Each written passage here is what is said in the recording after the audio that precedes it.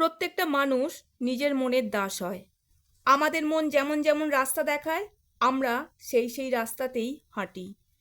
তাই নিজের মনকে যদি আমরা নিয়ন্ত্রণে রাখতে পারি, তাহলে আমরা দুঃখ কষ্ট থেকে খুব সহজেই বের হতে পারবো।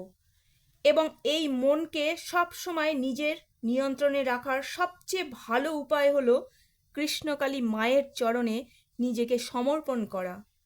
মানুষ নিজেকে তৈরি করে নিজের বিশ্বাসের দ্বারা। যদি নিজেকে বিশ্বাস করতে পারে, তাহলে সে ভগবানকেও বিশ্বাস করতে পারে। হয়তো আপনার জীবনে যা হচ্ছে সেটা হয়তো বদলাতে পারবেন না, কিন্তু ঈশ্বরের চরণে নিজেকে সমর্পণ করলে হয়তো অলৌকিকভাবে আপনার জীবন পরিবর্তন হতেও পারে। কারণ ভগবানের চরণে আত্মসমর্পণ করলে সব সমস্যা থেকে বেরোনোর শক্তি পাওয়া যায়। আমাদের মন কতটা ছোট বা বড় তার উপরই নির্ভর করেই আমাদের মনে বিচার উৎপন্ন হয়। আমাদের মনে কী ধরনের বিচার উৎপন্ন হচ্ছে তার উপর নির্ভর করেই আমরা কর্মও করি, এবং এই কর্মের উপরই পাপ পুণ্য সুখ দুঃখ নির্ভর করে।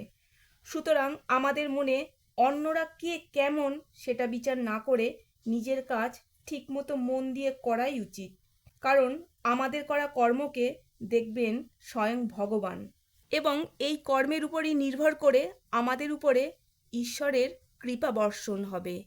সুতরাং কে কি করছে সেই দিকে মন না দিয়ে আমরা নিজেদের কাজকে কিভাবে আরও ভালো করব সেই দিকেই মন দেব। কারণ অন্যরা যে কাজ করছে সেটা হলো তাদের কর্ম। সেই কর্মের পাপ পুণ্যের বিচারের অধিকার একমাত্র ভগবানের, আমাদের নয়। অতএব আমরা আমাদের নিজের কর্মের উপরেই দৃষ্টি দেব, আর অবশ্যই ভালো কর্ম করব। কারণ আমাদের কর্মের বিচারও স্বয়ং ভগবানই করেন। আমাদের মন থেকে এই তিনটি জিনিসকে অবশ্যই বিসর্জন দিতে হবে: লোভ, ক্রোধ এবং অহংকার। এগুলো থেকে দূরে থাকার সবচেয়ে ভালো উপায় হচ্ছে প্রতিদিন কৃষ্ণকালী মাকে মনে মনে স্মরণ করা আর তার বলা মন্ত্র উচ্চারণ করা, জয় কৃষ্ণকালী মায়ের জয়। আমাদের জীবনে কি হয়েছিল, কি হচ্ছে, কি হবে, এই সব ভাবনা না ভেবে বর্তমানে কি করছি সেই দিকেই মন দেব। কারণ বর্তমানে ভালো কাজ করলে স্বয়ং কৃষ্ণকালী মাও পছন্দ করবেন। সুতরাং নিজের সকল কর্মকে কৃষ্ণকালী মায়ের চরণেই সমর্পণ করে দেব, দিয়ে চিন্তামুক্ত হব। কৃষ্ণকালী মা আমাদের সাথে থাকলে আমাদের আবার চিন্তা কিসের? তাই কর্ম করে যাব, ফলের চিন্তা কখনোই করব না। কারণ ফলের উপরে কোনো হাত নেই আমাদের, তাই কি ফল হবে সেটাও ভেবে লাভ নেই। আমাদের নিজেদের কাজটা শুধু নিষ্ঠার সাথে কৃষ্ণকালী মায়ের উপর বিশ্বাস রেখে ভরসা রেখে করে যাব। মায়ের উপর আস্থা রাখলে মা তার সন্তানদের অবশ্যই ভালো ফলাফল দেবেন। তাই কর্মের সাথে সাথে আমরা সবসময় কৃষ্ণকালী মায়ের নাম জপ করে যাব। মা এতে সন্তুষ্ট হবেন।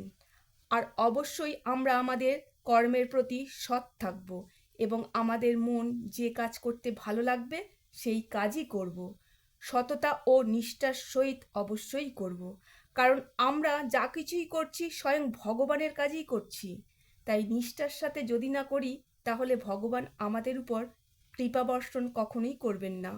তার দৃষ্টি আমাদের উপর সব সময় রয়েছে। মানুষকে লুকিয়ে কোনো কাজ করা যায়, কিন্তু ঈশ্বরকে ঠকানো কখনোই যায় না।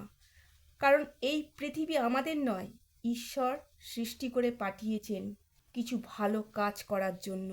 তাই সর্বদা সত্য কথা বলার চেষ্টা করব, কারণ সত্যই ভগবান। সত্যের জয় সর্বদাই হয়। ঈশ্বরের কৃপালাভের একমাত্র পথই হলো সত্যকে আশ্রয় করা। তাই যদি নিজের জীবনকে খুশিতে ভরিয়ে দিতে চাই, এগুলো সব সময় মেনে চলার চেষ্টা করব। নিজের সঙ্গে সব সময় সময় কাটান, ভগবানের সাথে সময় কাটান, দেখবেন আপনি সব সময় ভিতর থেকে খুশিতে রয়েছেন। যে ভক্ত এগুলো মেনে চলেন তার হৃদয়ে স্বয়ং ভগবানের বাসস্থান। যদিও আমরা প্রত্যেকেই ভগবানের সন্তান, হোক সে ভালো বা খারাপ। তাই যখনই কোনো সমস্যায় পড়ব, কৃষ্ণকালী মাকে স্মরণ করব। আমরা সকল সমস্যা থেকে অবশ্যই মায়ের কৃপায় সমাধান পাব। মা আমাদের সাথে সর্বদা আছেন। যিনিই কৃষ্ণ তিনিই কালী। ভগবান শ্রীকৃষ্ণই হলেন স্বয়ং পরমাত্মা। তাই সর্বদা ভগবানের স্মরণ আমাদের করতেই হবে, ওনার চরণে নিজেকে সমর্পণ করতেই হবে। যার উপর ভগবানের আশীর্বাদ থাকে তার মন এমনিতেই শান্ত হয়ে যায় এবং তার জীবনে সবসময় আনন্দ থাকে, সে সকল পাপ থেকে মুক্ত হতে পারে। সুতরাং মনকে নিজের নিয়ন্ত্রণে রাখার জন্য সবচেয়ে বড় অস্ত্র হলো কৃষ্ণকালী মায়ের নাম জপ করা। জয় কৃষ্ণকালী মায়ের জয়, জয় সোনা মায়ের জয়, জয় মঙ্গলা মায়ের জয়। সবাই ভালো থাকুন, সুস্থ থাকুন। আগামী দিনগুলোতে এইভাবেই পথ চলা শুরু করুন।